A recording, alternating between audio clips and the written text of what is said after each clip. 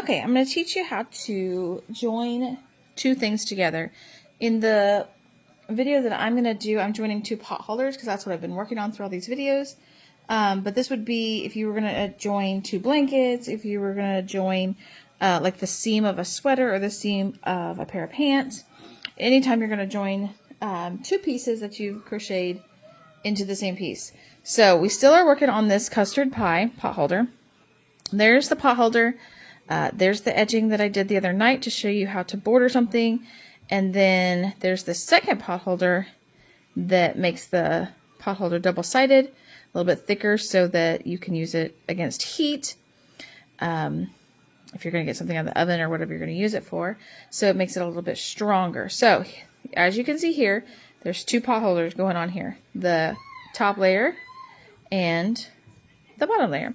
So we're joining these together right here in a seam. Here's the seam, and you see the V's. That's the row that would be next if I was going to hook anything onto the seam. But here's the seam. You can see they don't come apart.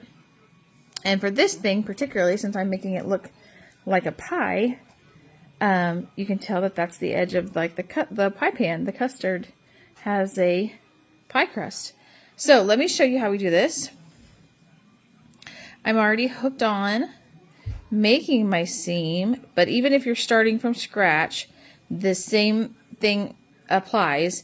You're going to hold your pieces together how you want them to go together. So here you can see there is the V's on the yellow and the V's on the brown. Now they're faced opposites because this is the front of the pattern, this is the back. So this is also the back and this is the front. So I've put my fronts on the outsides, which when I do that makes these V's face to the right and the V's on the yellow face to the left. So the V's are opposite of each other, but that's okay. It doesn't really matter as long as you can still tell where to go into the V at. So when you line them up, you line the V's up just exactly across from each other. See, there's two V's, there's two V's. The V's are lined up right next to each other. So you're going to, if you're just starting out, you're going to make your slip knot and you're going to join into two V's and pull through. You're going to go into the V of the brown.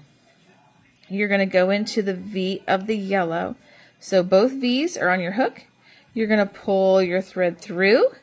And this is a single crochet seam. So I've got my two on there. I pulled through and I'm just going to finish out the single crochet stitch. And they're joined. So I go into the V of the one side. I go into the V of the other side. They're on my hook just like that. I'm going to yarn over and pull through just like I would in a single crochet, and then yarn over and pull through. It makes a single crochet stitch, but it ties my two pieces together. Again, into the V of one side, into the next V of the other side, pull through, single crochet. And as you go around doing that, they become tied together. This is only one way to join pieces together. This is a way that I use a lot when I'm doing, like I said, seams. When I'm doing two pot holders and tying two pot holders together. When I'm doing the seams of sweaters, I'll do it this way. When I'm doing sleeves, the inside of sleeves on the seam. When I'm doing pants or baby clothes, I do the seam this way because it makes a good strong seam. If this wasn't a pot holder and I was going to lay it out flat and it was the seam of inside of a shirt, I can show you.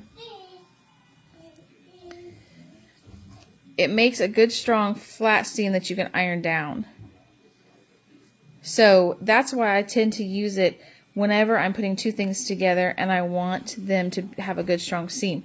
There is a way to tie two things together that is unnoticeable. That's used a lot in blankets. It's also used a lot in granny squares. And I will show that later on another video. But for now, that's how to make a seam and to put two things together. So I hope that helps out, and happy crocheting.